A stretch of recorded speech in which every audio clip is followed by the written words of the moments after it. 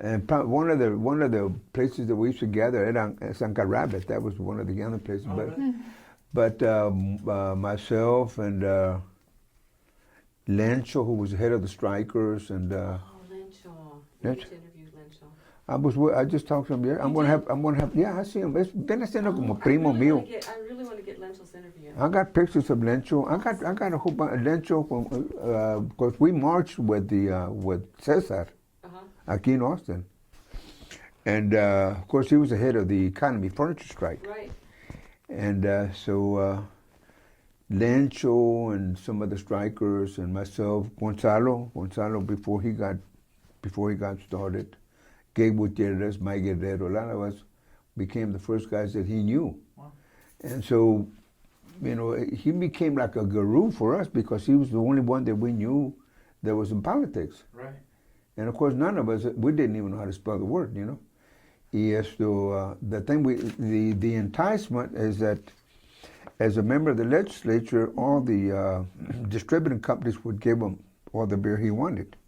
So every week they would take about 10 cases, and I'm talking about Miller, Budweiser, and so on and so on, the distributors. So he had 20, 30 cases.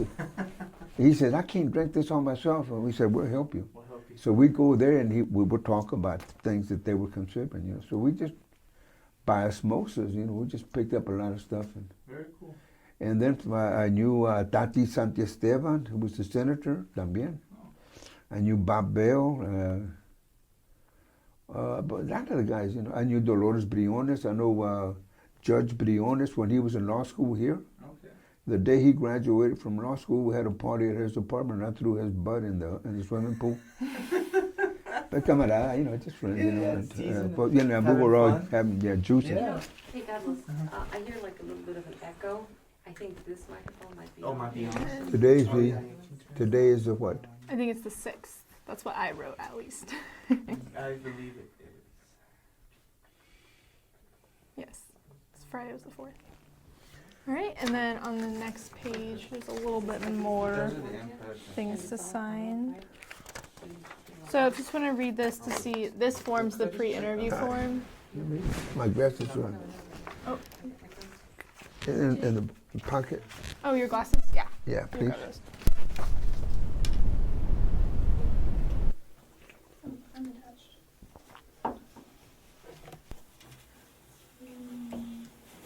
Let's bring you your coat. Thank you.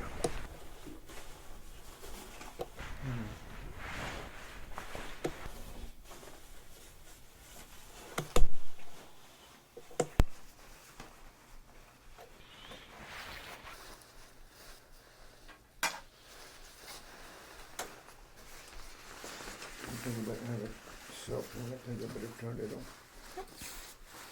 Oh, you're referring to Bring pause real quick so I can, it won't let me go into the menu. What was it called? Bickler with a Bickler. I understand John Bickler was PBS. Everybody was calling it. Austin is one of the 4 cities. And how do you feel about it? You know, I didn't even know what he was talking about. Mm. And my parents had split when I was young, so I didn't have a father at home. My mother had to go to work all the time, you know, to support us. And then when she became ill, it was very difficult to communicate with her because now that she was home and you try to talk to her, her mind would be wandering. So I miss that. And I see people around me, and those of you that have your parents, I look and with envy, you know, that how nice it is to have had a father at home and a mother at home. You know, it gives you some foundation, gives you support that you miss, you know. And even now, as an adult, I see families. I see families with kids, and I just, you know, say I just hope that they're able to stay together. You know, keep the family unit together. Did you have any siblings? Yes, You did? my mother was married to a gentleman by the name of Ignacio Moreno, And my mother comes from a large family here in Austin called the Limon family. And my mother married a gentleman by the name of Ignacio Moreno, who was from originally from West Texas, from La Mesa. And they had three children. Josefina, who later became Samarripa, Josephine. Josephine, incidentally, is a story in itself. I mean, if you want to interview somebody that's really outstanding, a real outstanding woman, that would be her. Incidentally, her daughter, Josefina, my sister, is, and you may know her, Ana Ermelinda, who's married to Charles Ruckles. Yes. Linda? I know her, yeah. Well, that's my niece. I lived with her mother. That's a really outstanding woman. You ought to talk to Linda about her. But Josephine, and then Agapito. We called him Pete. Agapito. How do you spell? Agapito. Okay, you called him Pete. We call him Pete, yeah. Pete. How did you spell Pete? Pete. Pete. Okay. And then we had Ignacio. We called him Nash, Nash, Nash, Ignacio. When my mother had those children, at a very young age, Mr. Moreno contracted double pneumonia and died within just a few days. So she was widowed, and then I don't know exactly how long after that my mother met my father, because, like I said, my mother came from a family, Limon family, which is huge here in Austin, Central Texas. And my father was hanging around with the guys, you know, the boys, the Limon boys, and that's how they met. He met my mother, and then as a result, they got married, and they had me, and then I have a younger sister named Aurora. You say Aurora, A-U, how do you spell that? Aurora. Okay. And does she have a nickname? Dora. Just Dora? Mm-hmm. And so her last name was Treviño. Treviño, see. Yeah, Dora and I are Treviño. Josie, Pete, and Nash are Moreno. And so she's the youngest one? Pardon? Is she your youngest sibling? Dora? Dora, yeah. Mm-hmm. Pete has already passed on. I'm sorry to hear that. Are your other siblings still? They're still here. Okay. And were they all born in Austin? Yes.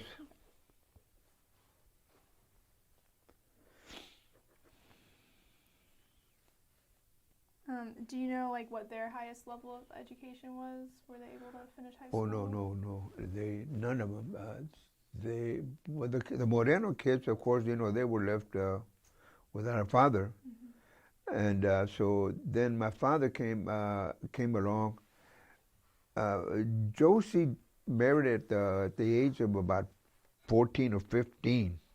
Okay, so you know she quit.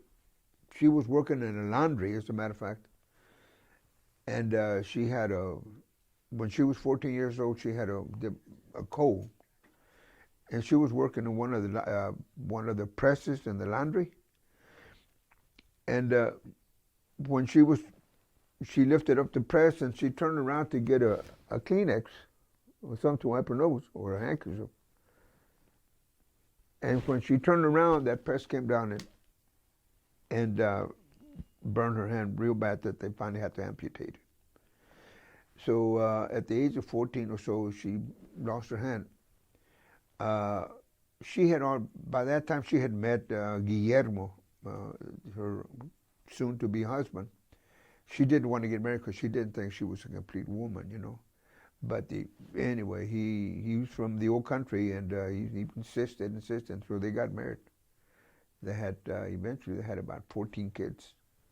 I think several of them became lawyers, and they've done pretty good. She did real good with them. All of them graduated from high school. All of them are college educated. One of them was in Vietnam with the 101st Airborne. Anyway, but no education. Pete had to go to work real early. He worked at Western Union on a little motorcycle. Nash was, I think he graduated from high school. I think Nash was the only one, but that was because he was living in West Texas with his grandmother. Okay. And he became very successful in insurance. And I would only see him once in a great while when he would come to live with our family, come to visit our family. But he lived most of his adult life, or up until his adult life, in West Texas. He was manager of a large insurance agency here in Austin. He was doing great, making money, winning awards, getting trips to Hawaii and all of that. I mean, just a great life. And then, boom, he got struck by arthritis, bad time. And it just really, really wrecked his life, just in illness. He had to quit working. He couldn't do anything. But yeah, I think he has high school. We never talked about it, but I'm sure he has high school. I dropped out of high school. Dora also dropped out of high school.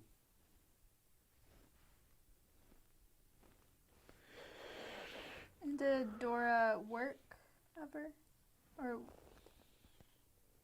yeah, but I don't remember. I know she married at a young age also. So I don't even remember.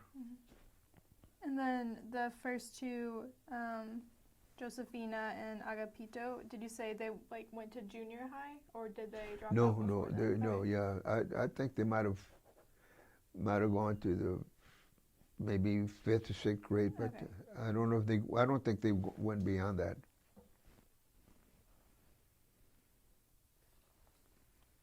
Because they've worked all their lives. I mean, I remember them, and they were always away working. Doing what type of work? What type of work were they doing? Well, Fina quit work after the accident, so from the age of 14, and then she got married, so she was home and then having babies. So that takes care of that, it was a housewife. Pete worked, he worked for a company named, well, I know he worked for Western Union when the Western Union office used to be there on 6th and Congress between 6th and 7th Street. And they had a lot of Hispanic guys, and they all had these little Harley Davidson, real small ones. I don't know how many CCs they are, but there was a small version of Harley Davidson. They were messengers for Western Union. And then he went to work for a company named J.C. Bear. I think J.C. Bear Company. It was an office supply, I guess you would now call it office supply. And then from there he went to work at Miller Blueprint, one of the largest blueprint companies here in Austin. And did any of your siblings ever do any military service? No. No? Okay. I'm the only one in the family that did military. Okay, so I wanted to ask some more questions about your family for this form. So we can go back a little bit.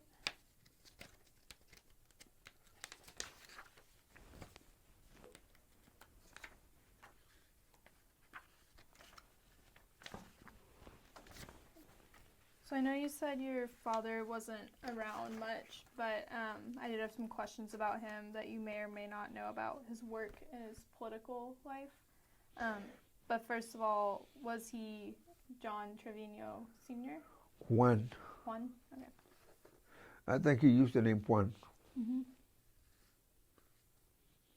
Do you know his middle name?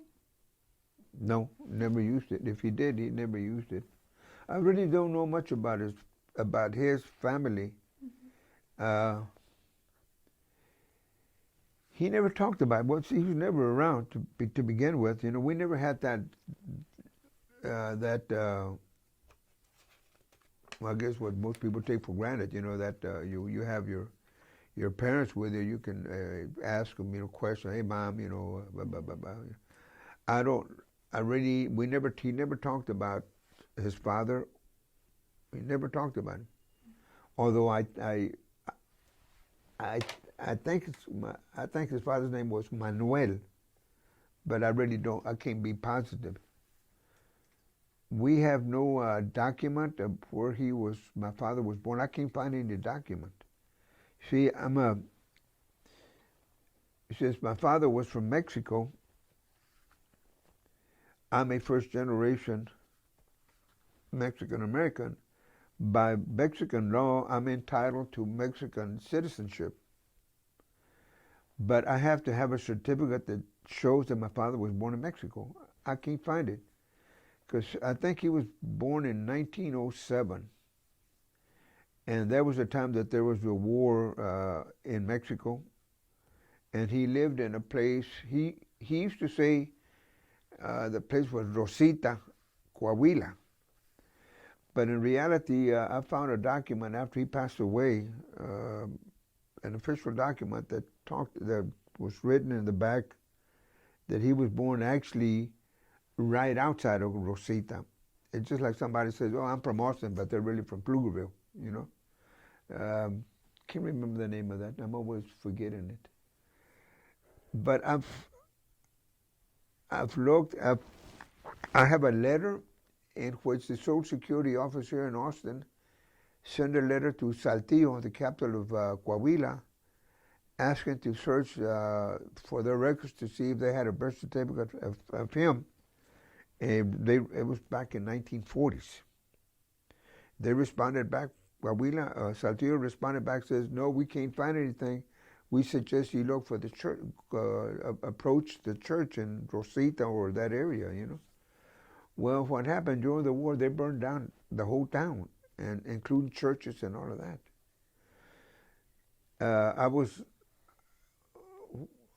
In my travels when I was with Captain Metro, with the board, I went to Salt Lake City on a couple of occasions, and I went into their genealogy center and tried to find something, but I can't find anything.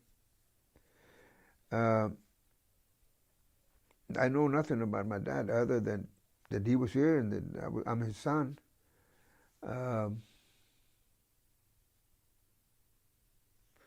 Only one time we sat down at dinner time. One time he came to visit me after I was married, and I mean, even though he lived with me for a while, but at one time at dinner he said that he's talking about his grandfather, that his grandfather in Mexico was married and and one day she had to leave out of town for business or something, and somebody came, I don't know who that somebody was, came in and kidnapped the woman and took her away, se la robó, and stole her.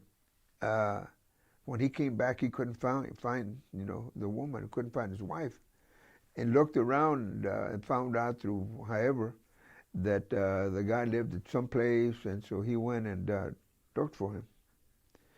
And he found out the routine of this man, and he waited for that man to come across a river, or I don't know if it was what river or creek or something. But he took care of business. I think he ambushed him, brought back his wife in.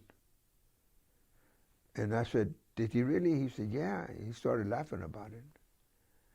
And I wondered about, my family. But that's about all. That's the only time I remember him ever talking about anyone within his family. I don't know where it was. I don't recall whether this man was really his grandfather or great-grandfather. I'm sure it was in Mexico. But that's it. And then, what year did your father pass away? He passed away about 76, 77. My father had a real bad case of diabetes. He did started off with just a little cut in the toe, and then it developed to gangrene, and it had to be removed, and then you had to remove the foot, and then you had to remove the leg, and then later on, in fact, when I was the day that I was elected to city council in '75, my father was in the hospital getting ready to have the other leg amputated. So I remember when after we had assured that we had won, came back to the headquarters, and of course everybody was celebrating. And I knew my father was going to undergo surgery the following day, so I grabbed my little sister Dora, and I said, now that everybody's having a great time, why don't you and I sneak away? I want to go and see Dad. So we went, and he was at Holy Cross Hospital on MLK, and he's there, and we walked in the room, and he's crying. And it was very unusual. My father did cry, And I said, "Oh, Dad, don't cry. The doctors have to do this because it's the only way they're going to be able to save your life, and we want you around here. We don't want you to leave,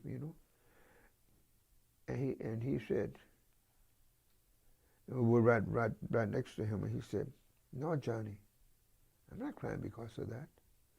He said they can take my arm, this little arm, and they can take this arm. I don't care, if I have to, I have to. I said, "Well, why?" He said, "Because you won." And I finally realized he never became an American citizen. But when I started running, when I started getting involved in politics, then he started studying. He wanted to real quickly get a crash course in citizenship and get sworn in because he wanted to be able to vote. Then he realized how important it was. And he had one leg and he's in crutches, but he was going in the neighborhood, knocking on doors, trying to be sure to vote for my son. Yeah. But no education. So he kind of got involved with your first city council campaign, your father? Yeah, I mean, as best he could, because eventually he lost both legs and an eye. So, he was pretty well restricted. But while he was able to, yeah, he would. As a matter of fact, I don't know if I have the document, part of the stuff that I gave you. I have a picture of him sitting down he's sitting on top of a bed with a lady, a young girl. I think it was one of the girls that was a social worker. What happened is that later in life, my father he realized there was a lot of Mexican people that couldn't speak English. So he volunteered to go out with social workers. He befriended a young girl. They became, buddy, and she would take him because he could talk, he was bilingual. And so a lot of people were a little reluctant, but they knew my dad, so my dad would talk to them and help, to the point that he was recognized by community council. That's something like United Fund now, because this thing has gone through different generations, but they recognize him as the outstanding adult volunteer in Austin, Travis County. He started doing volunteer work as best he could until he couldn't do anything. And how did you feel about him helping you with your campaign and campaigning for you? I mean, when they told me that he was going knocking on the door, I started laughing. I said, I mean, I was proud, I said, he couldn't do very much. He could just go in his immediate area, but I felt good because, you know, he believed in me, you know, and so, yeah. And did, earlier in your relationship, had he ever said anything about being proud of you or anything like that, or was that something that came about later in life? No, my father was a musician. He worked in cafes. He was a waiter and musician. You know, I guess we have those kind of people nowadays still. You know, he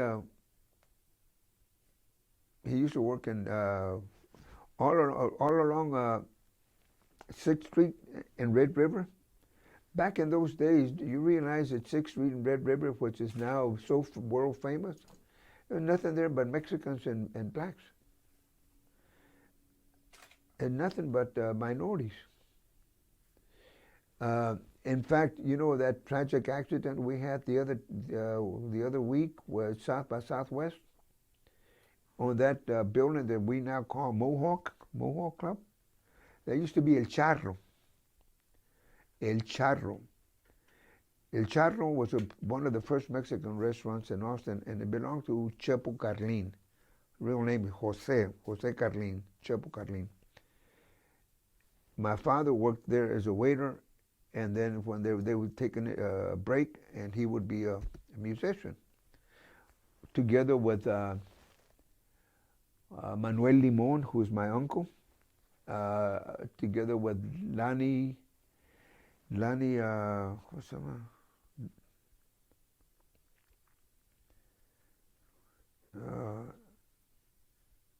Gutierrez Guerrero. Lani Guerrero was also played mandolin, he played violin, and I don't know, he was a very talented gentleman whose 2 children, Louis Guerrero and I forgot the young girl. They were musicians, good musicians themselves, who even played in Carnegie Hall. So they are very, very talented. But anyway, my dad and these men, and I don't know, Monico Diaz, I think from, Monico something from Montopolis, they would be the trio or quartet, depending on how many showed up. So he was a waiter and a musician.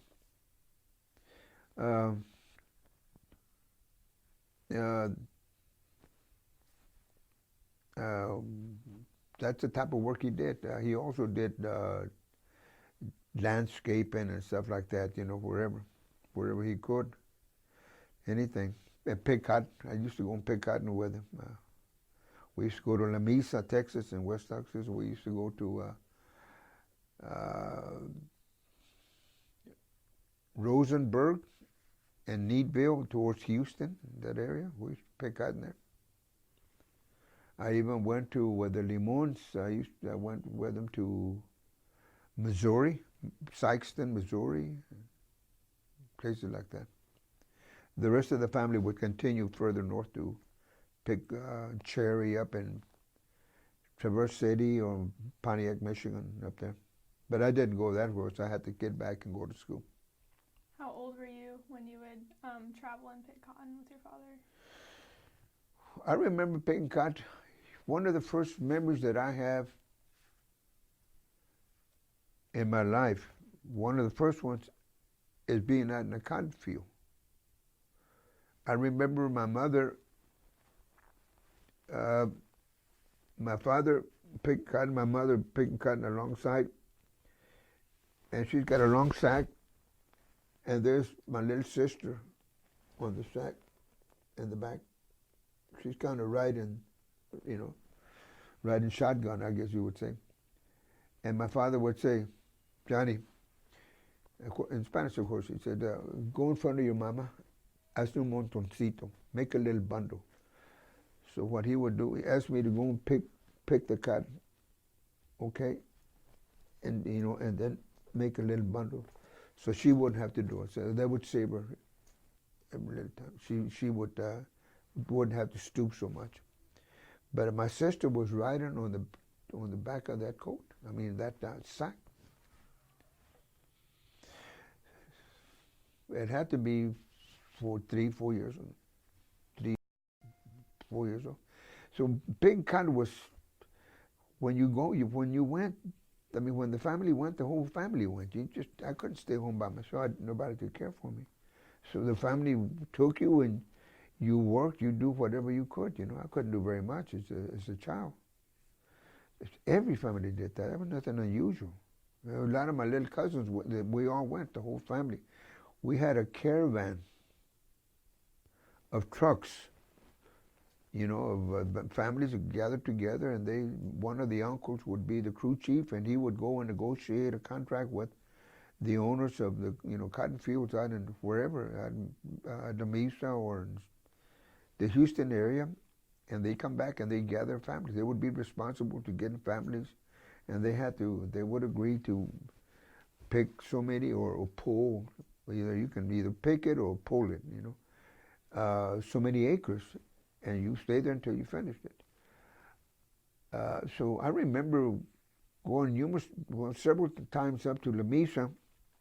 We were always in the back of the truck, and the truck, as they say, the truck was covered.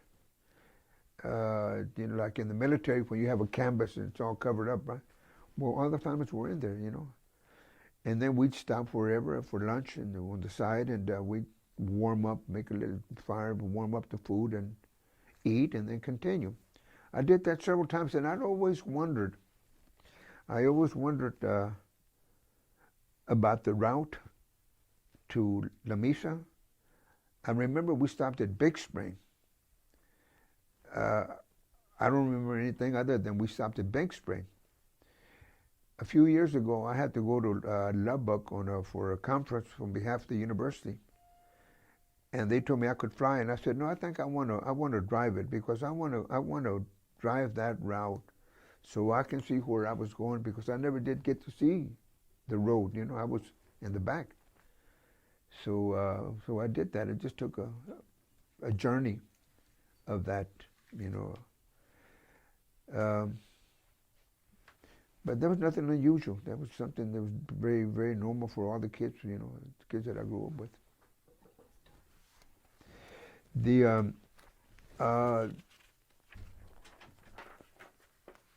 I don't know what else. I mean, I've worked as a busboy at the charter.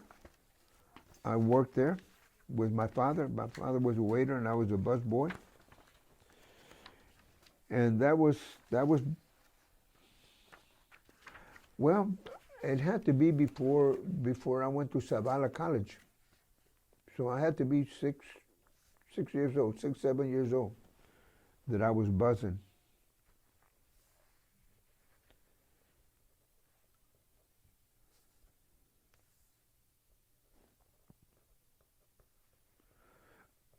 And what about when you were older, like when you were older than 18, where did you work? Well, I remember, let's see, I know I picked cotton until I was celebrating my 12th birthday in La Mesa, Texas, so you can see what I was doing. I was still picking cotton at 12 years old. And I went to Sikeston, Missouri after that, so at the age of 13, maybe even 14, I was still picking cotton.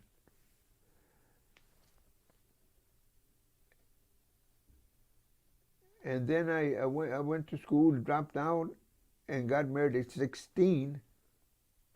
I worked for Levine's. It was a store, Levine's. It was at East 6 and Brazos. I was a stock boy. Oh, even before that, 14, 15, I worked at Western Union. I was a bicycle boy.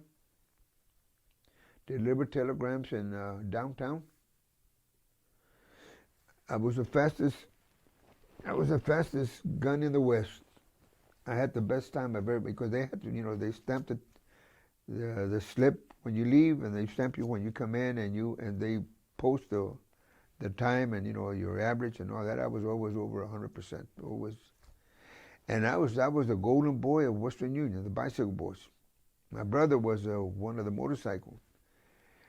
And I met a little girl in church, you know, most beautiful girl in the world. Anyway, She was going to St. Mary's Academy, which is way out there by over here by Red River, by the HEB on Red River. St. Mary's Academy was just across the street. So she came from a very strict Catholic family, and of course we were just 14, 15 years old. So the only time I could see her is when she left the bus at St. Mary's and transferred downtown to catch a bus to go to East Austin. So I would take my coffee break to catch her just in that little break, because I wanted to just at least see her and say hello or something. And one day, my boss, the manager there, said everybody had a number, and I was number 3. And he would always say, "Number 3, come here to me." And so he would give me the telegram. He said, "It's a hot one." I said, "Okay." So what happened is I said, "Well, if I go and make that run, I can't see Connie." So what I did is I put the telegram inside my shirt. I said, "I'm going to go and see Connie and catch her in between." And then after that, after I get out, I'll go and deliver the telegram. Well, I forgot. It wasn't until I got home that night I took off my clothes and the telegram fell out. I said, "Oh." So I got up real early in the morning. I went and put it in it. Well, later that morning I got Mr. Gardner says, "Number 3, come here to me."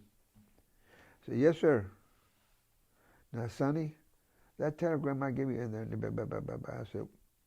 I said, "No, I didn't." I told him the truth. He said, "What would you do if you were me?" And I said, "I'd fire me." He said, "Okay, consider yourself fired." So he fired me. That was the only time I ever lost a job for love. We got married, and I had to get a job too. I was still going to high school. I went as long as I could, and I was working. I was working at El Charro. I was going to school at Travis High School in South Austin, and then I had to catch a bus and all that, and try to get to El Charro, and put in a few hours, and then I'd work until 10 o'clock at night, and then I'd have to get home, either on 2nd and Waller, or 3rd and Navasota. I had to walk home and try to do whatever study I could, and then get back to Travis, And so it was just too much of a hassle, and I finally said, "No, I had to quit and just work full time." And then finally of course, by this time Connie's expecting, and no insurance, no nothing. So I said, I got to figure out a way to. So I volunteered. I went in the Army, and so that was my occupation history in. And so when you were living with Connie, where were you living? We weren't living together. No, you would no. That's not permitted. Remember, we're from the old school. But didn't you say that you two were married, or no? Yeah, we got married. Oh yeah, very, very, very. We had a priest, Father Nicolás Díaz, and he said to me, primero la luna de miel y da la luna de hiel. In Spanish it rhymes. In English it means first the honeymoon, and afterwards the bitter moon. So he was trying to tell you, don't, just because it's real nice now, it's not always going to be that way. Yeah, no, I could not be under the same roof until we were married. We got married, and I went to live with her because her grandfather had built a house on 3rd and Navasota, and they had a house, very unusual house for Austin. They had a basement. They had about 6 rooms, 6 rooms above and about 6 rooms below. So we lived in the basement. And I was working on that. That's when I went in the military. And Stayed there 3 years. I wanted to re-enlist. I said, because here we had, at least we had, my wife didn't like the military. I had been, my company commander had designated me to go to Ranger School, which meant that they realized that I didn't have enough time. So they wanted me to re-enlist, and Connie said no. So in a way, it's good, because right after that, my plans were go to Ranger School, get out, re-enlist, join the Special Forces were brand new. They were just right. In fact, we were like across the hallway. They had their barracks. 7th Special Forces, 82nd. I was in the 82nd Airborne. Company commander that was there with me. Not company commander, but one of the captains in my company was a guy named Captain Millins. I think it's Milling, something like that. Captain Millins was from Austin, Texas. And he said he was going to leave in the 82nd and go into the Special Forces. He said, I want you guys to come over. So that's what I wanted to do. Connie said no. So it's a good thing, because that's after that, Vietnam. And those were the first guys that were, as you know, one of the first guys that were sent over there. So thank God for me, So where were you stationed when you were Fort Bragg. Fort Bragg? I had really wanted to go. What happened is that when I realized I wanted to go, I always wanted to go airborne. I had read a book called Those Devils in Baggy Pants. That was about the paratroopers in World War II. And this outfit was a 504 of the 82nd Airborne. And I told myself, that's what I want to do. I want to join the paratroops.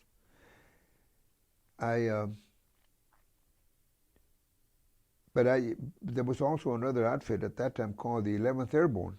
They were stationed in Fort Campbell, Kentucky. And there were 3 guys from Austin. Pete Martinez, who's a kind of primo retirado, a distant cousin. Pete Martinez, Frank Carlin, and Frank Resendez, the 3 guys, and I knew them. They had gone, and they came back. After jump school, and they were sharp, man. They were sharp, and but they were going to go to Germany. So when I joined in, I thought I was going to be able to catch up with them. They went to Germany. They sent me to Fort Bragg. So I spent 3 years in Fort Bragg. Did you know anyone in Fort Bragg before you went there? No. I didn't even know where North Carolina was. No, I had never been on a plane before. I went to volunteer December 55 in San Antonio, and I went through all my physical and all of that, and I passed everything. But they said, we have no place to send you right now. It's going to be the holidays, Christmas.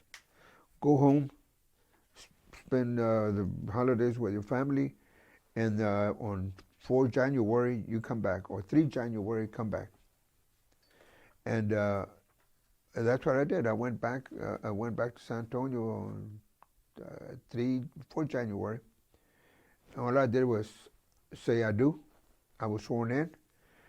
And there was a whole group of us, and they took us to the airport, put us on a plane, and we flew. That was the first time I had been on a plane. And here I had volunteered to jump out of them. So I went to Fort Ord, California. I went through basic there. And then from there, I came home for about 10 days, and then I went to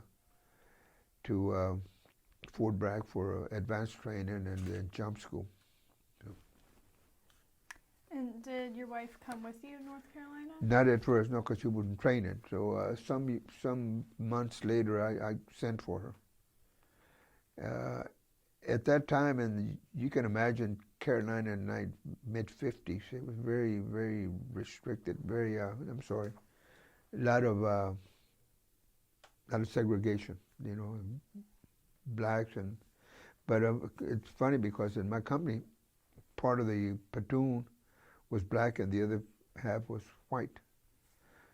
And they had these, you know, but within time, you know, after we go through training and we live together for a while, then they kind of settle down and you begin to kind of, okay, it's okay, you know, because you're going to have to depend on that guy to take care of you, you know, when something happens. And it was, although we didn't go to Vietnam, thank God, you know, because we were in between Korea and Vietnam, but we had several scares, you know, because you get scared when you realize you may go to combat. We had, I don't know if any of y'all remember, but in 1956, there was what they call the Suez Canal Crisis. This is when the French paratroopers, I think, had gone into Suez Canal, and the French and British paratroopers had gone in, and Eisenhower, who was our president at that time, told them to get out of there. And I remember that they told us that to go on alert. I was 17 years old, and I'm hearing that we may have to go to the Suez Canal. It's, you know, that's when you really start thinking. When you start saying, they tell you, okay, you're gonna have to pack all your stuff, personal stuff, and put it in here because if we take off, they want to send us home. And who do you want to leave your stuff to? You know, your last will. And then we had the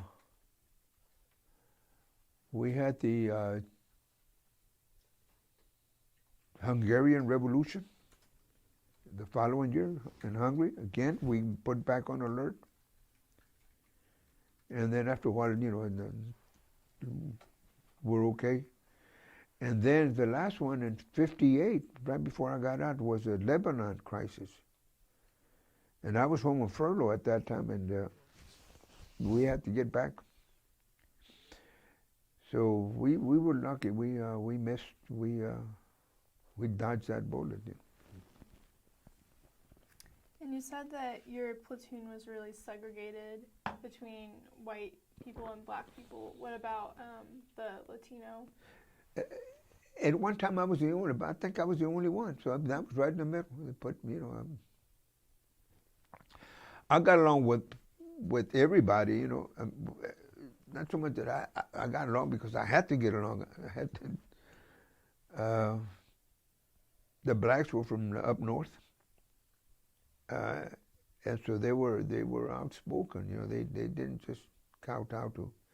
The white boys were from everywhere from Louisiana to Virginia.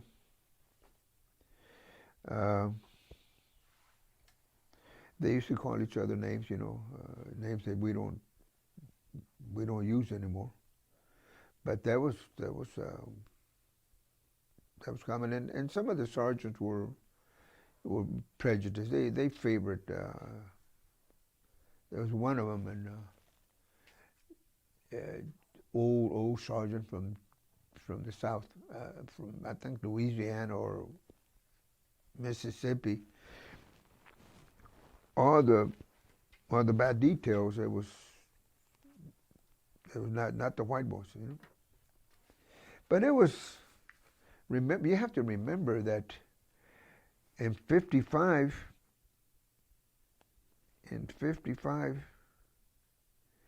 the military had just desegregated. It had been segregated all that time.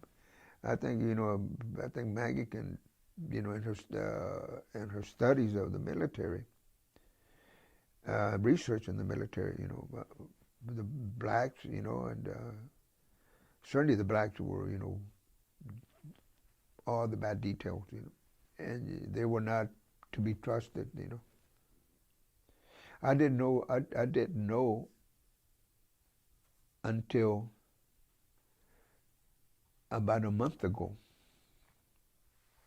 that even the paratroopers, they did not allow them, black paratroopers, until right before I got there. And that was my outfit, the one that I went to, 505. They were the first one to integrate. And the Airborne troops, they were the first one to integrate, 505. 3rd Battalion, 505, and I was in head of 505. So yeah, it was segregation, and it went on. But it was an incident. It was an incident that happened in North Carolina, and I know it happened because I remember reading about it. Outside of Fort Bragg, North Carolina, is Fayetteville. That's a little town right next door. Now I understand it's real big. I don't know how far from there is a place called Lumberton, North Carolina. In Lumberton, in that area, you have a lot of Cherokee Indians. But again, they were also segregated. They were also people, the whites in that area didn't like those Indians. The Indians didn't like anybody messing around with their women. A lot of the soldiers would go down there to Lumberton and try to hit on those, girls and all that. And soldiers being soldiers, they want to go drinking and dancing and what else. And those bucks would come after you. And I know they killed a guy that was in a company right next to my division artillery. But what I remember the incident that I'm recalling is in the Lumberton or somewhere around there, there was a natural bowl in the earth, okay? And they used it for gatherings, and people would go down there, and there was a natural gathering for certain people. Well, the KKK decided to have a mass meeting. So they all went inside, they're all dressed in their finest, huh? The hoods and what have you. And they're burning the crosses. The Indians, the Native Americans there in the Lumberton area gathered. And like I said, it's a natural bowl. Well, these other people came in and they circled the bowl with their vehicles. And they turned on the lights, bright lights. And they were armed. And they made the KKK take off those hoods.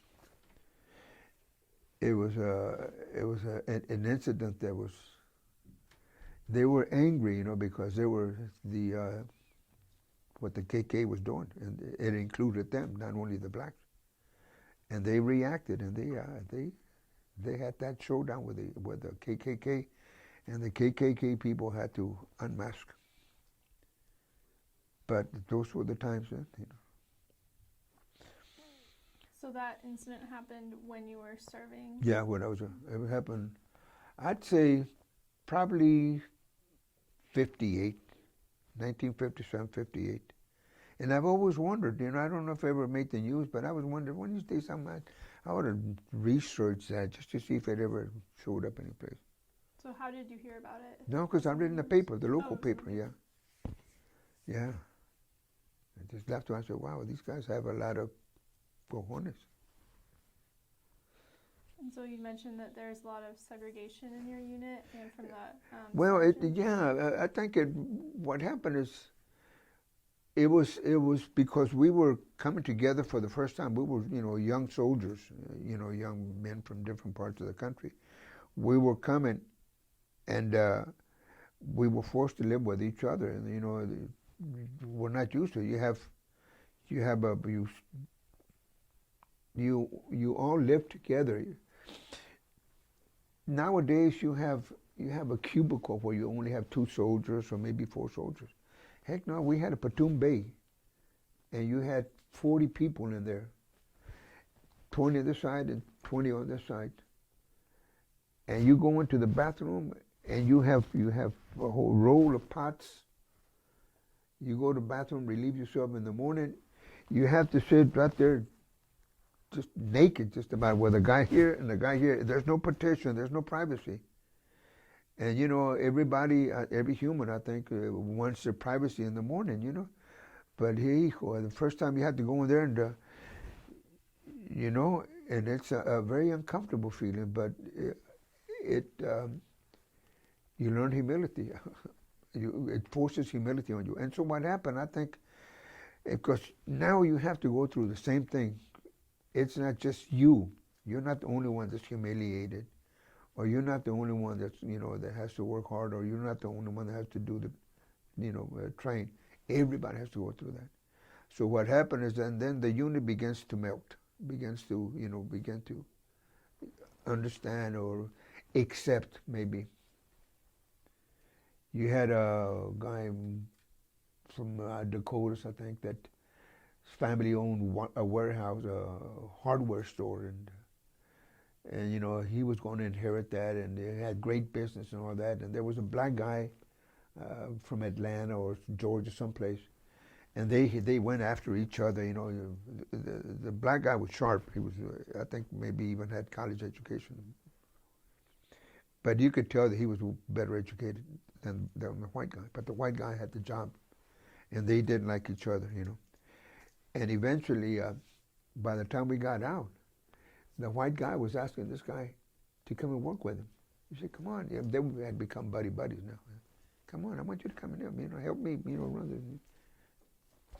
That's the kind of relationship you establish. Did you experience any prejudice when you were serving?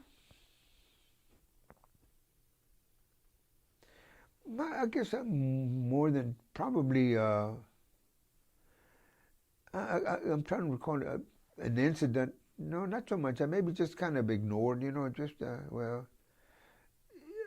I wasn't one of the favorites. I mean, very few.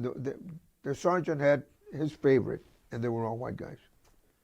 They were all white guys from the South, as he was. Better soldier? No, not necessarily. No, not better. Not better soldier. Just that they had more in common. And so we were either ignored when there were some goodies, we were ignored, but I'd have to take time to recall, because I don't recall anything directly, that says, because I was Hispanic, or, I mean, they call me Mexican, or wetback, but. You said for a while you were the only Hispanic person in Later on we had a guy from Chavarria from, there was a Chavarria from El Paso. There was a sergeant,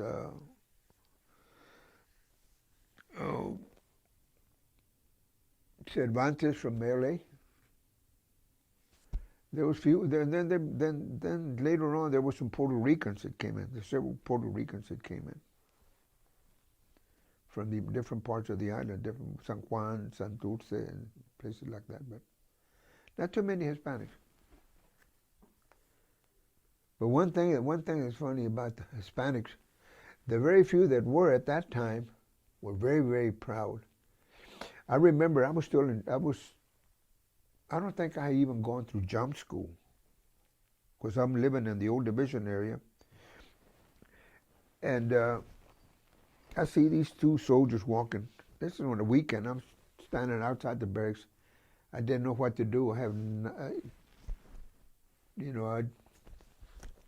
just trying to figure out what to do, because don't have any money, don't really know the area. You're fairly new in that, And I'm thinking, well, what should I do? It's Sunday afternoon.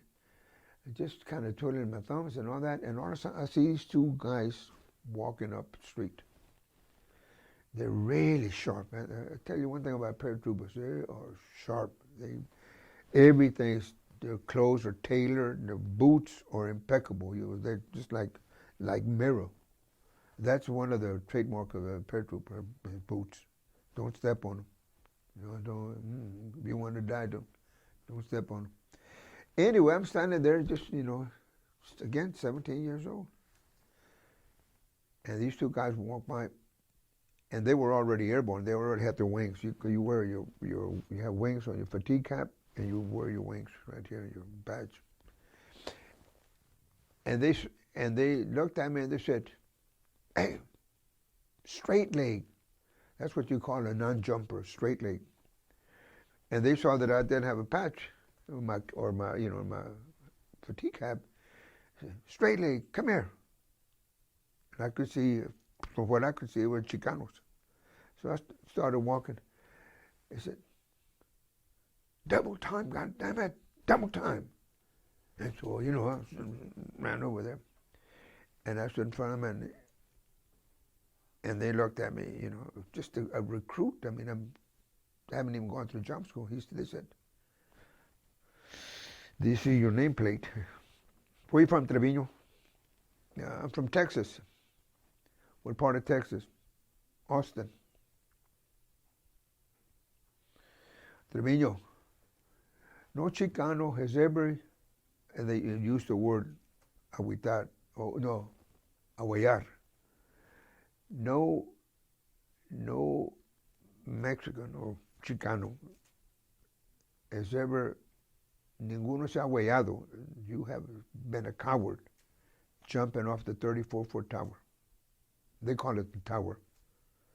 Part of your training is that you have to get on top on a 34-foot tower, and you assume a position like you're inside the airplane, and then they slap you on the butt and you jump out.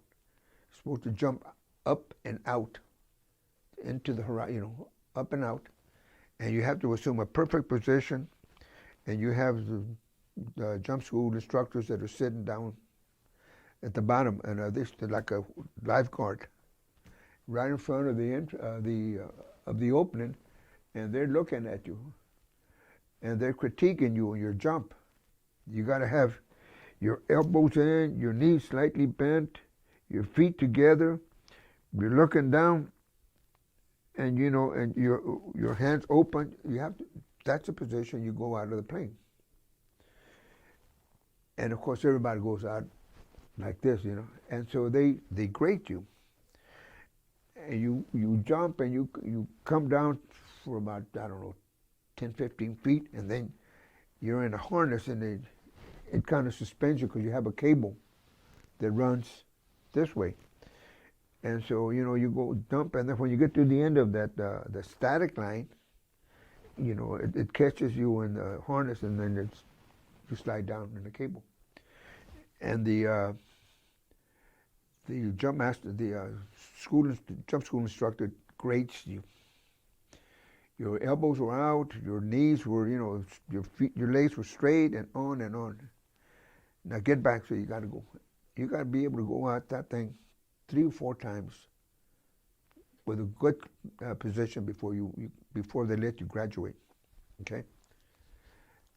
And the reason is that because if you don't assume the right position, there's a danger that you may get tangled up and all of that. So there's a reason for all of that. But the tower was, you look at it from here, you look up at it, ain't no big thing. And besides, you're on the harness, you're going to fall for a few feet, and then you hit that cable at the end of and then you slide down. Nothing's going to happen to you until you get up there, and then it looks like it's 300 feet. And I see more people have quit because of that. It's just it's not human, for a person to jump off, And so a lot of my good friends that I had, people that I befriended during training and all that, when they got to the tower, they couldn't go. They quit.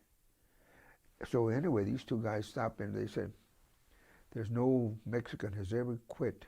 There's never been a coward on the tower, and you better not be the first one, because we know where you live now. And I said, oh God, and it stayed with me. Well, anyway, we go through training, and I graduate, and I get my wings. Then 2 years later, before I get discharged, I see a little Mexican Chicano standing there by himself, and no wings. And I said, I do the same thing to him.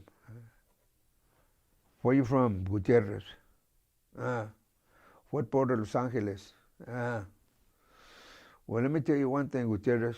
No Chicano has ever been a coward from the tower, and you better not be the first one, because I know where you live. Yes, sir. Yes, sir. Yes, sir. Well, I said, well, I guess everybody does this. Everybody goes through that, plays this role. I'm in Jalisco restaurant here on Barton Springs Road in South First, a real famous joint before they tore it down, before it closed down. And I see this Chicano paratrooper there. So, hey, man, hey, what are you? What outfit? But I could tell what outfit, and we started talking. And he said, well, tell me about Bragg, man. You know, I left there in '58. Tell me about it. So he goes on and all these jump stories and all that. And he said, yeah, man, you know. He said, I was there one time and this guy came up and they did the same thing to him. I said, you mean they're still doing it? He said, yeah. He said, but I didn't quit. He said, this is back in the 90s, maybe even 2000. He said, so far no one has quit. Now, I don't know if it's true or not, but the few Chicanos that were there, you're always looking for each other. And you're always trying to encourage each other. You're trying to say, okay, we don't quit, man. Somos valientes. We're brave.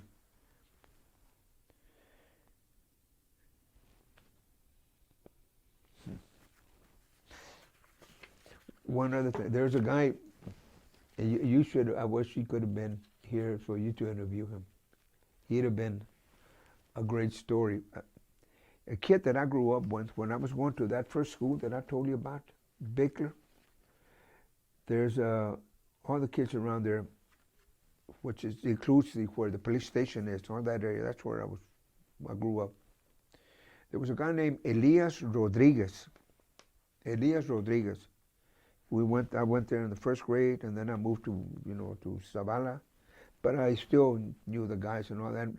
When I was a kid, I used to shine shoes and sell papers on First Street in Congress. This is way back.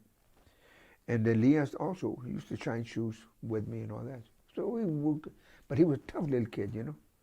Oh, just a little bully, but not with his friends. It's just the other guys that he'd get in and throw some punches. Okay. I get married and I take off. I don't see Elias anymore. The 1958, before I get discharged, I'm at Fort Bragg. This was at the end of the month, and at the end of the month, if you know soldiers, they're always busted. They never get paid enough. And then what little they have, they use it up. And so by the last week of the month, they don't go out because they don't have money. You can't buy any beer. For some reason, I had some money, so I said, and I'm bored. I have nothing to do there in the barracks. So I said, heck, I'm going to go downtown. I'm going to go to Fort Bragg. So I jump on the bus and I get downtown. I go into the bar and there was nobody. The whole town is empty. Nobody has money to spend. Everybody's back in the post. So I sat down at the bar and I ordered a beer and sitting there. And I said, well, that was a mistake. I should have stayed. I should have stayed back there. There's nothing to do. Nobody here. And I saw a guy come in. I didn't even turn out, but I saw somebody come in and sit down someplace. After a while, I heard somebody, psst, psst, psst, psst. I turn around, and the guy does this. And so I do the same thing.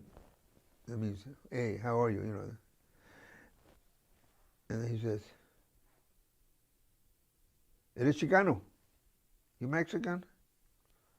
Simón. Órale. Come here, man.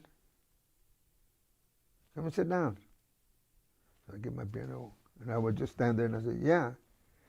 He said, what's your name? Because I'm in civilian clothes. I said, Treviño. I forgot his name. Gonzalez, Garcia, whatever. So we started talking, well, where are you from? What, Los Angeles, Austin. And so we sat down. He said, come on, let me buy you a beer. Oh, okay, come on. Good. And now I have somebody to talk to. Chicano, And he said, what did you say you were from? I said, I'm from Austin, Texas. Ah, then you know El Alacrán. Who?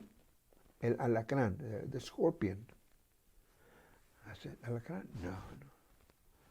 Yeah, you got to know him, man. El Alacrán, he goes on. And I said, no, I don't know him.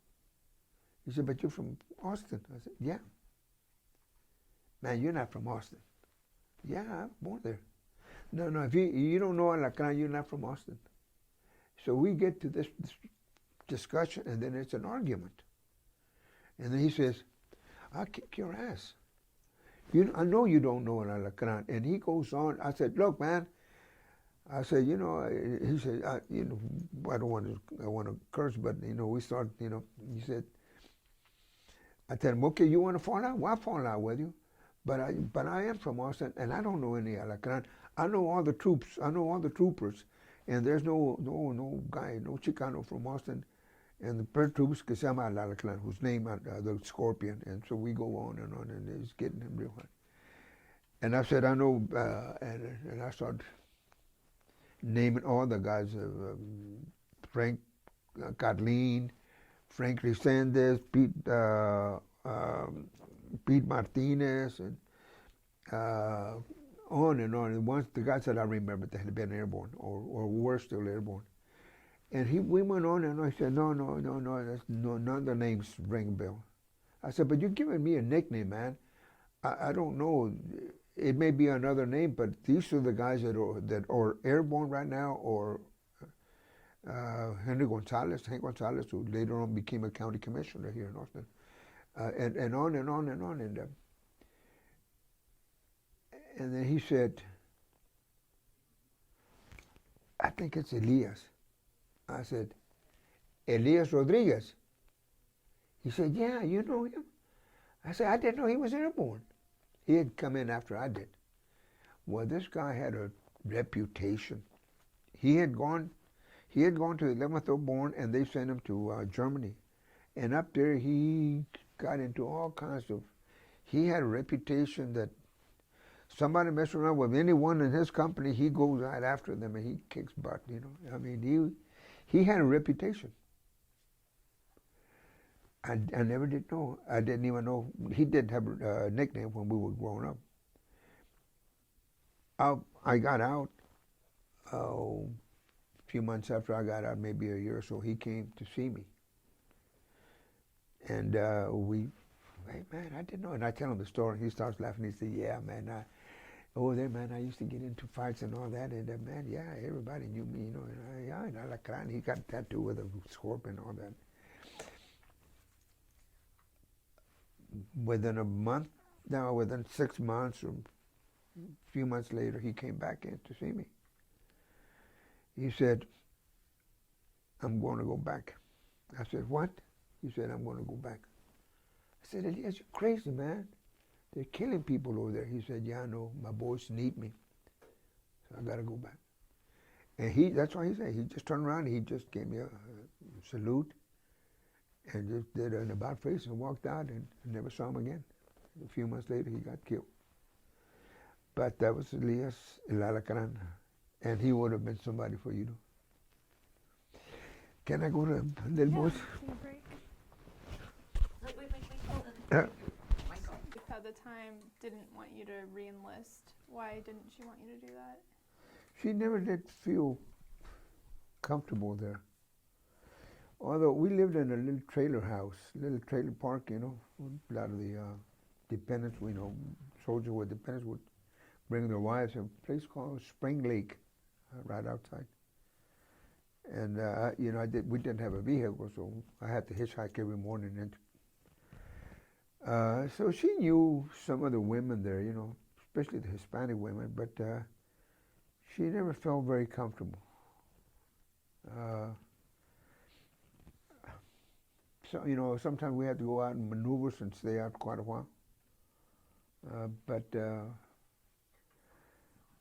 just never did, and even later on, even about 2-3 months ago, I was talking to one of the kids that I was there visiting with her, and I said, yeah, I mean, I wanted to re-enlist, but Mama didn't want me to. And she said, I never said that. But I said, but honey, you told me. She said, no. And so we got into this, and she said, well, I never liked that. Never did like the military life. And if for me to stay in because I remember I said, so I'm going to go. I'm going to go to Ranger School. She said, for what? What are you going to use that for? On 6 in Congress. And she said, what kind of training? That's not going to do you any good coming to Austin, you know. Which was true. So I really got used to it, you know. I mean, soldier, unless you're really not having a good time, but you know, a lot of guys can get adjusted to that life, and by that time I had. And so for me to re-enlist was nothing. But for her it was just, to commit to a way of life that she would never enjoy. So, so we did. So we came home and. How did the military service change you and your life? Well, discipline.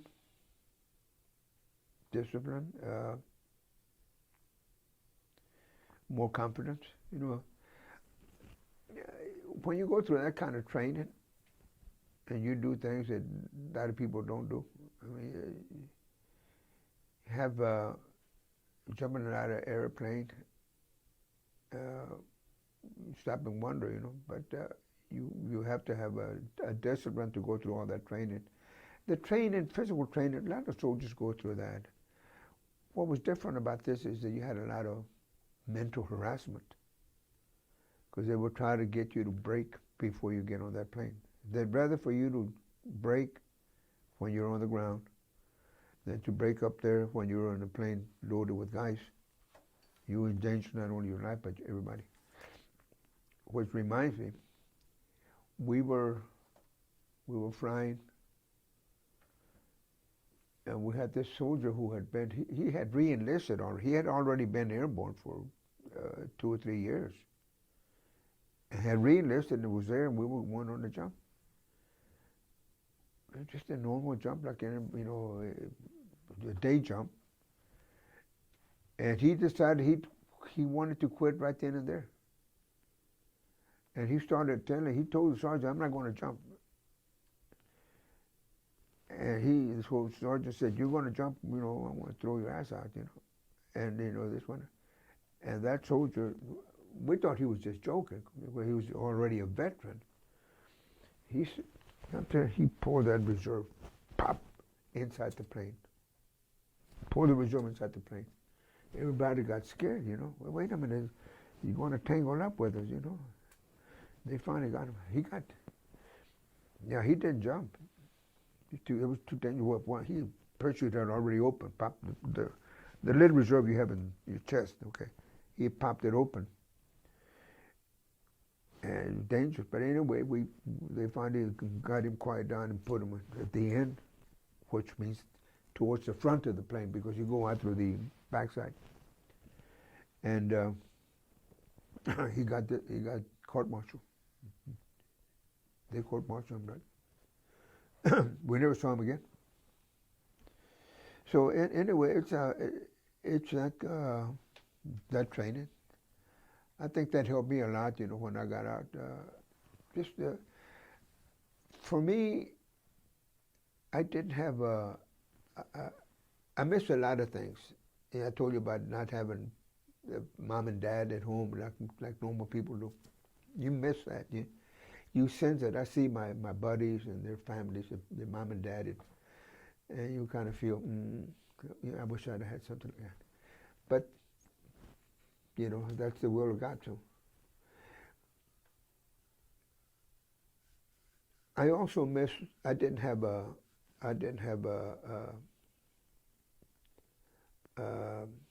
¿cómo se dice? Youth, una juventud. You go to high school, you have a prom, you do all these things. I didn't have that. I went from picking cotton, just about immediately get married at 16, and I'm off to the Army. So I didn't have a childhood. I barely turned 17, and I was already jumping out of airplanes. So I I wasn't a teenager, in other words. I didn't have that fun that the kids do. I was already doing things that men do. So I had to grow up real quick. And for someone in my situation, you need all the discipline you can get. I mean, you don't think about it. I mean, it's not something that I'm going to do this so I can be this. No, it's just that it's a result of the things that you're experiencing in life that you become. You know, you realize that you're no longer a little boy or a young boy or a young man. You know, you're already a nombre, a man. Was there a moment when you realized that you weren't a kid anymore? Yeah, I don't know if I ever did during that time. I think I was so busy doing whatever I had to do, you know. When you're in the Army, you don't have time to think about those things. Can I get some sleep because I got to be up at 3 o'clock or 4 o'clock, or we got to go on a 10-mile hike, or we got to do this, and you know, you're kind of looking forward about what's being required of you. You don't really have time to kind of sit back and say, boy, I wish I'd have gone to prom. Well, first of all, I didn't have any money. If I'd have been here, I wouldn't have had any money for that. I wouldn't have any money for a suit or, you know. I think things worked out the way they worked out because that's the way God wanted it. You know, just for my life, it's. Why did you want to come back to Austin after your military service? Because I was born here. This is home. In fact, where are you from? Austin. You too? Then you know what I mean, huh? Mm-hmm. Everybody else is not born in Austin. They come here. There's something special about it. But you and I, we come here because this is our land. This is where you and I have roots here, whether we're Hispanic, whether we're Native American, whatever. If we're born here, this is like a mother to us. The place where a person is born is like a mother to them. You know, everybody yearns to go back, unless they've had a real bad situation. You know, but I've traveled all over the world, just about. Well, not quite. I've been from Helsinki to Hong Kong, been all over Western Europe, been all over Mexico. I mean, they're beautiful places and all of that, but there's no place like Austin. Now everybody's recognizing it because of other things. You know, they recognize it because of music or because of the university or because of this or that, but you and I recognize it because something else, because we were born here. There's something about it that calls us. So no matter how far we wander, we always want to come back. And when you traveled around Western Europe, was that for work or was that for pleasure? I went to Europe the first time in 1968. The Brandeis University, doctoral students decided to put together a project. They went to the Ford Foundation and to IBM and got money to put together this thing. These were doctoral students on their School of Social Work. Brandeis supposedly has one of the best schools in social work in the country. They wanted to see how young neighborhood workers of America, that's what they called it, young neighborhood workers of America would interact with policymakers at the highest level. So they selected the 14th International Conference on Social Welfare in Helsinki, Finland. And with the money that's given to them by Ford and IBM, mostly Ford Foundation, they asked the civil rights organizations and the war on poverty agencies to recommend or nominate people to go in this tour. The School of Social Work here at the University of Texas at Austin nominated me. I was working on the war on poverty. I had been involved in the civil rights, voting rights and all that. And the war on poverty here in Austin was run by the Community Council of Austin, Travis County, which later changed their name to Community Council Corporation. And there was a reason for that, but we won't go into that. The Community Council, or ComCon, was run by, the executive director was a guy named Vic Ehlers, who was a professor at School of Social Work at UT. Vic was the top dog. He was the executive director. The project director was a guy named Don Blashill, who was a professor, also a professor at School of Social Work. These became my bosses. And so they were the ones that were, they and Marty Kagan and Russ Miller, all of these were professors of schools of work. They were also consultants or mentors. They helped us, how to, guide us about how these programs were, should be run. So I became very close to them. And anyway, they recommended me, and I was one of the lucky ones. And I got to go to Europe for, I don't even remember now how long it was. But I went to, we were supposed to meet with the policymakers at the national level in Helsinki, and we tried to set meetings up with them, but they were so busy with their agenda that we never had time. We met with lesser officials and what have you. But the Europeans don't have anything like we do. We have neighborhood organizers. That's what I was doing. All of their work, all of their stuff, like we were in London, and we were in a neighborhood that had been bombed in World War II, and we said, how can you put up with all of this? You still have rubbish from the war, you have craters, and how come you don't get the city to fix it? And they said, oh, they know they need fixing. They already know that, so that, they'll do it when they can. They don't have the money. I said, my God, we can't take that attitude. We don't take that attitude in the United States. We demand, we want you to come in our neighborhoods or wherever, and we want you to fix it because, we pay into it, into taxes and all that. We demand action, and the Europeans were, no, they know we need it, so they'll come when they get to it. So we said, well, gee whiz, we couldn't find our counterpart. That's what I'm trying to say. But we were there. We were in London, and then we went through Hamburg, to Copenhagen. We went to Stockholm, Helsinki.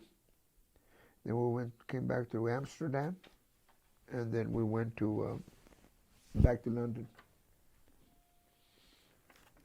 And what year was that? 1968. In fact, I think in part of the material, I think you'll see the telegram that I received from Brandeis telling me that I'm one of the fortunate ones. And then there's an article that was written by the American Statesman also that deals with that.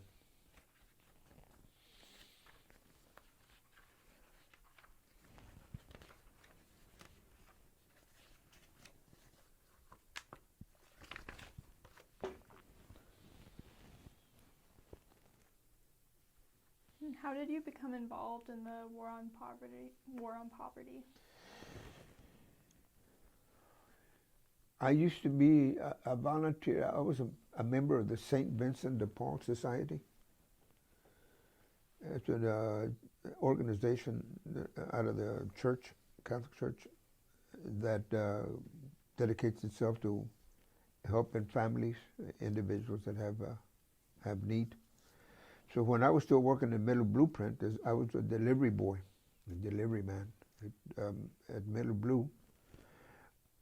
After work, I would go to I would go home and get a bite to eat, and then I would go to the parish, and the priest would have these lists of families that needed to be visited.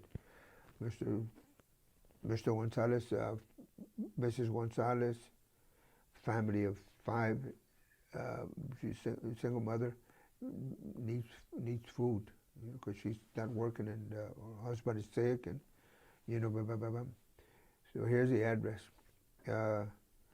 Mr. Tamayo, he needs gasoline. He's been out of a job, and he has to go to do this and that, but there doesn't have any gas to get to the doctors and this and that. So he'd give you a name of people that needed some help in the parish. So we would, and you always had to go by 2. You couldn't go by yourself. You had to go 2 men. So I would go with these men that were older. At that time, they were older than I was. But there was about 5 or 6 of us in the parish, and we'd get together. We would go off in 2s, and we would go and visit the families. All we wanted to know was just the name of the family and how many dependents, how many kids, what their names are, what their needs were. We didn't try to convert, or we didn't ask what they were or what religion or anything. We visited black families as well as white families, Chicanos, Montaplas, Clarksville, East Austin, wherever. People that would come to this particular parish and would ask for help there. So we would go, and then we had a credit with a company, a grocery store on Airport Boulevard. I think it's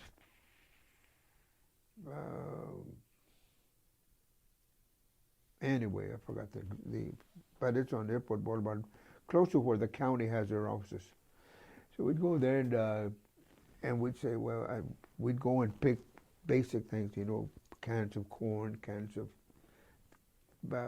green beans, cans of this and that, and whatever, beans, rice, potatoes, basic stuff, and then take them to the family.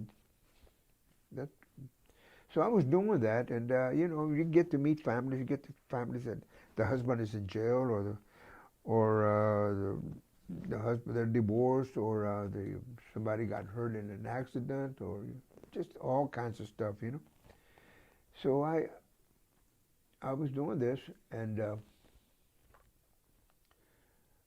I met, there was a young priest that came in from, a young priest who was stationed in Montaplas, named Father Fred Underwood. Father Fred Underwood, handsome, good-looking man, tall, blonde, long hair.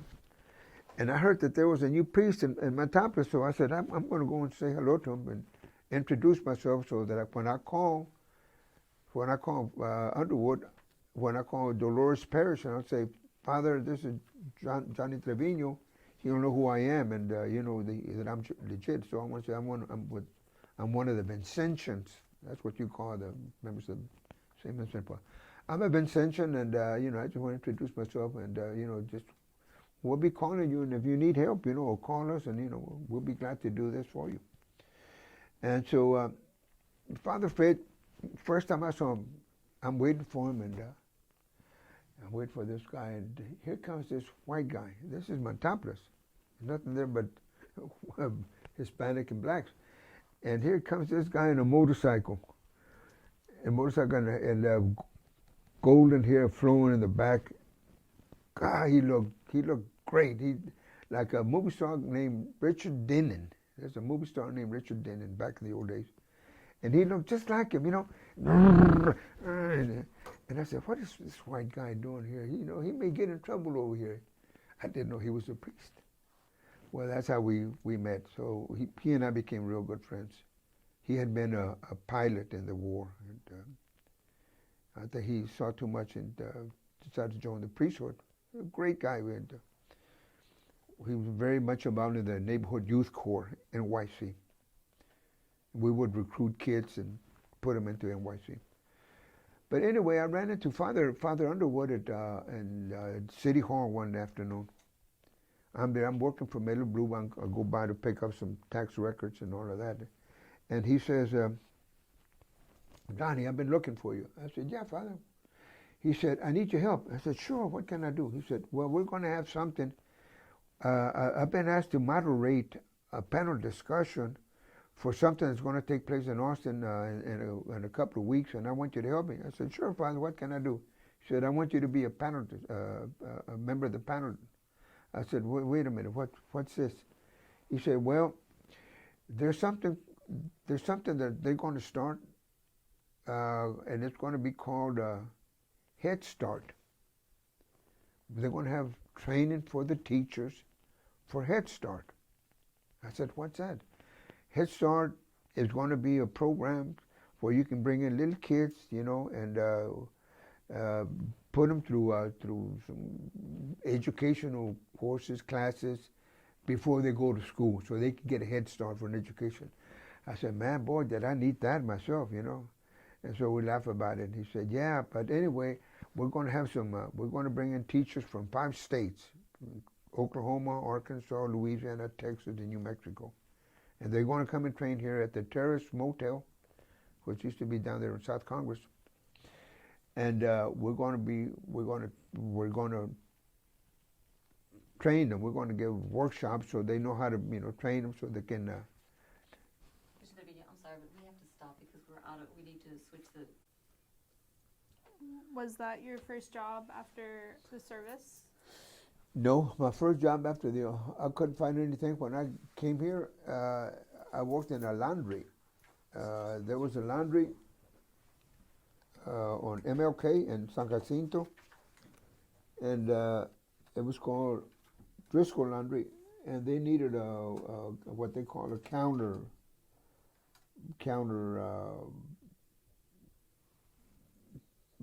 boy, whatever. Somebody would come in the morning, drop their laundry and all that, and tell you what kind of laundry they want, and then they come back in the afternoon and pick it up.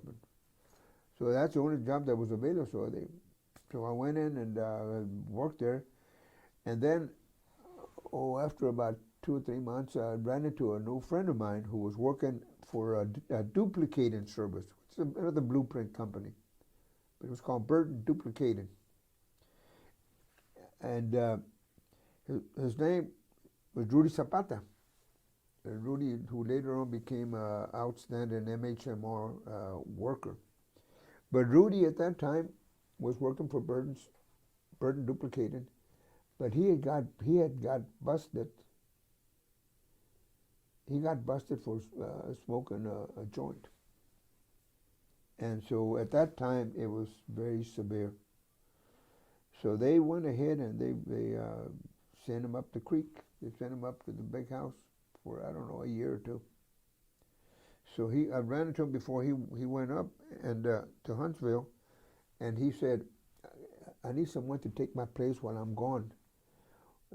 This is better than what you're doing now. Why don't you take it? I put in the work for you. I said, yeah, man. So I left that and I went to work in duplicating service for a few months. My brother was already working. Pete, or Agapito, had been working for Miller Blueprint for many years. And so he said, we're going to need another delivery man. So why don't you come and work with us? We have a better deal than Burton. So I went to work there in 59. And I was there until 1965. That's when I ran into Father Underwood. I was making deliveries for Miller Blue. And he said, the teachers are going to be here for training, and we're going to give workshops for them how to train the young kids, I said, Father, you want me to be on the panel to teach the teachers? I said, Father, I'm a high school dropout. I'd be embarrassed to get up before them. He said, no, you should. I said, but Father, these are teachers, and I don't have the education to get up before them. He said, you're quite capable. I said, but I'm not, Father. He said, look, what we're going to be talking about is the psychology of the poor. And you know more about poverty than they do. You know more about the poor than they do because you're one of them. Well, that's true. All you need to do is talk to them about your experience with people that you work with and same as the poor. You don't use names, of course, but how do the families react? How do they, how are they different? I said, no, Father, and he kept on. He said, it's going to be twice a week. I don't know, two workshops a week for 3 or 4 weeks. I said, no, Father, no, okay, man, because I was embarrassed, afraid I would. And he said, oh, I forgot to tell you, they'll give you an honorarium of $50 a session. Now that got my attention real quick, and I said, what? He said, yeah, for every time you come up, we'll give you $50. There's money for that. I said, but part of the teacher said, Johnny, all you're going to talk about is your experiences with Simmons and Park. Can you talk about that real easy when you come and talk to me? Same thing. So anyway, the panel discussion had 4 people. One was a black whose name I can't recall for the life of me. But the other 2 was Vic Ehlers, School of Social Work, one of the head of and Don Blasio, School of Social Work. These were the guys that were going to run the program. So after the second time, they said,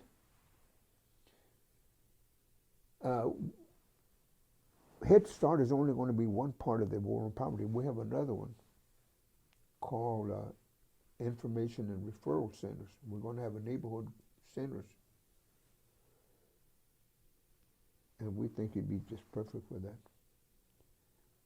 And Don says, I want you to apply. I said, wait a minute, tell me. So he said, basically what you're doing now. I said, well, tell me a little more about it. He said, I can't tell you because we've never done this before. In fact, you are already doing it. So he said, bring me a resume. Because I think I want to hire you. So I knew what a resume was, but I had never seen one. I'd never filled one out. So I don't know what goes into it. I know it's part of what you do, but I don't know style and form and everything. So I'd come and see him, because we had in the session in the morning, we had in the afternoon, and he'd ask me, and I'd say, I forgot it. Oh, no, I haven't finished. Oh, I forgot it. No, the dog ate it, that sort of thing. He finally realized that, he said, I'll tell you what, let me just get a secretary to fill out a form, and you just fill it in. So that's what we did. They hired me on the spot. So I became the first one on the war on poverty here in Austin, Travis County.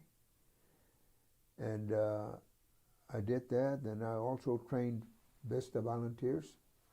I was the supervisor for Vista volunteers, who incidentally, Jan Perino was one of my Vistas, and she was one of the founders of Meals on Wheels. Another one was Dan Richard. Richard had graduated from LSU. He started the tenant council.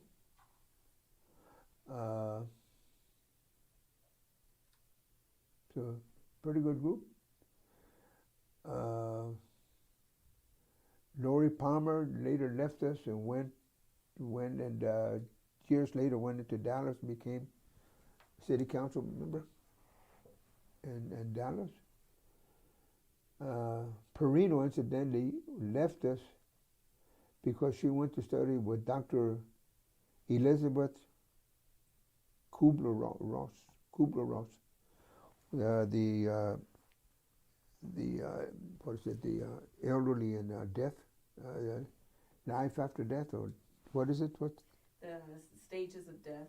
Yeah, these stages are of grieving or something. no the people that die.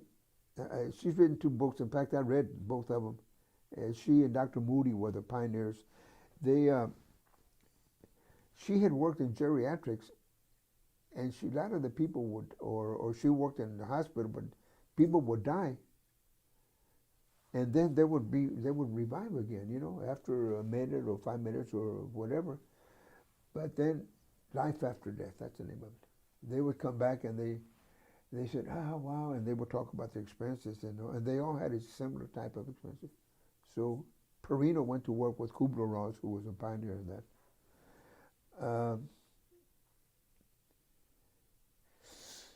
So that's how I got through the professors. You know, I met them being in the same panel group, and they hired me on the spot, and I worked with them.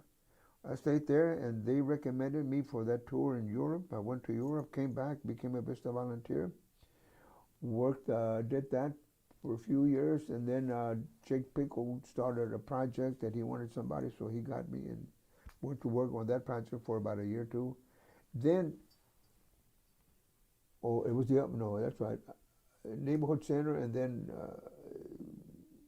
the special project, the Pickle, and then I came back and worked as a Vista supervisor. And then in 1972, I left the program to because the city took over. Up until this time, it was a private nonprofit, but the city got mad because there were political stuff, you know, and we can go into that. That's a whole different stuff. But anyway, I quit in protest. I ran in East Austin, I ran the Mondale. I think Mondale was running for president, so they needed somebody to run the minority boxes. But even before all of that, I had in the 1970s. In the 1970s, I left the war on poverty and volunteered to be Richard Moya. Have you interviewed him? I don't know. Richard Moya was the first Hispanic elected in the Austin and Travis County history. He became a county commissioner. I became his campaign manager. 1970. I forgot about that.